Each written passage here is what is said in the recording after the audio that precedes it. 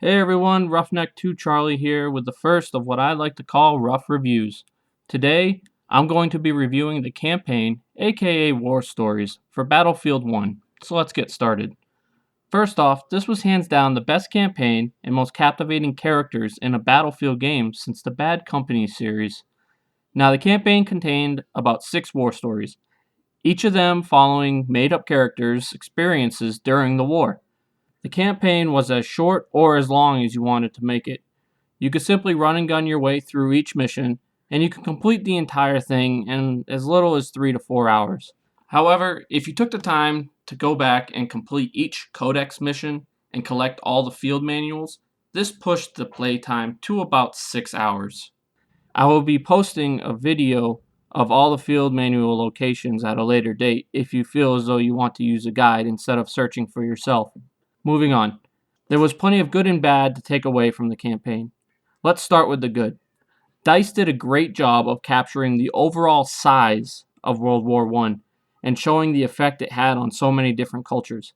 The graphics were amazing, and the landscapes of the different missions were spectacular. Characters were well written, and it was nice to be able to choose what order you played the missions in, and to also be able to leave one storyline and move to another whenever you wanted. I feel as though that DICE knocked it out of the park with the Through Mud and Blood war story, the story in which you play the driver of a tank crew. The characters and dialogue were very well written, and you really felt as though you were part of that crew. Unfortunately, that was the high point of the campaign. After that, the stories seemed to be less detailed, and you really didn't have the opportunity to get connected to the other characters, and it didn't feel as though their stories played out as well. The only exception to this could be the Friends in High Places mission. Most of the missions were very simple, and you could easily move through them without much trouble or even dying. Most of the time, any death I had came because I was being overaggressive or just playing foolishly. I played the campaign through on normal, and I suggest that anyone playing through for the first time play it on hard to avoid becoming basically bored. The thing that makes things so easy was the incompetence of the enemy AI. They didn't have any type of stealth or tactics to them. If they were alerted, they all seemed to take the same path and tried to get to the same vantage point. You could simply camp a certain spot, and the enemies would come from only one or two directions, and you could easily take them out. Also, most of the maps used in the campaign were just cut and paste from the multiplayer, or vice versa. This is fine when it comes to tying everything together, but it just seemed kinda lazy on DICE's part. With the large scope of Battlefield 1, I think there could have been a lot more locations that DICE could have used to add a little more variety and to also give players a little more insight into the overall scale of the war.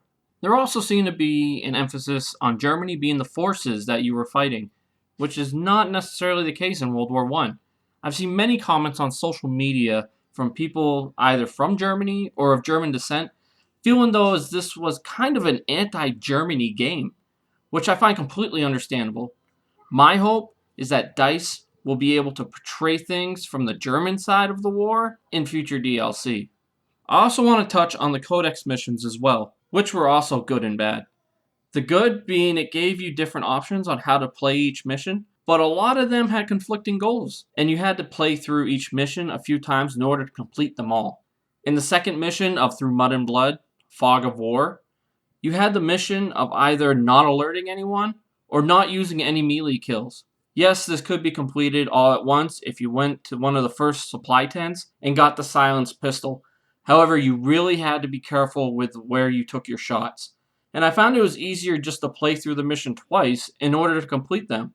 This, along having to watch a good portion of each cutscene before being able to get straight into the mission, led to me feeling a little burnt out by the time I even finished them. Overall, I feel as though DICE did a great job of changing things up with the campaign in Battlefield 1, and I think veteran players will find it a lot more interesting than the last couple of Battlefields. However, the lack of tempo at times and character development throughout missions after the Through Mud and Blood story did feel as though it fell short of its potential. This really shouldn't come as a surprise to players because Battlefield has always been known for its multiplayer, and it's marketed as a multiplayer game.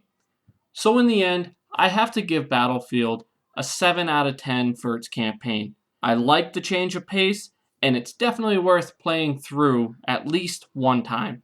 Anyway, thank you all for tuning in. I hope you liked this review. If you did, make sure you hit that like button down below. Also, if there's a game that you want to see me do a review for, please let me know below in the comments. For now, this is Roughneck 2 Charlie, and I'll see you all very soon.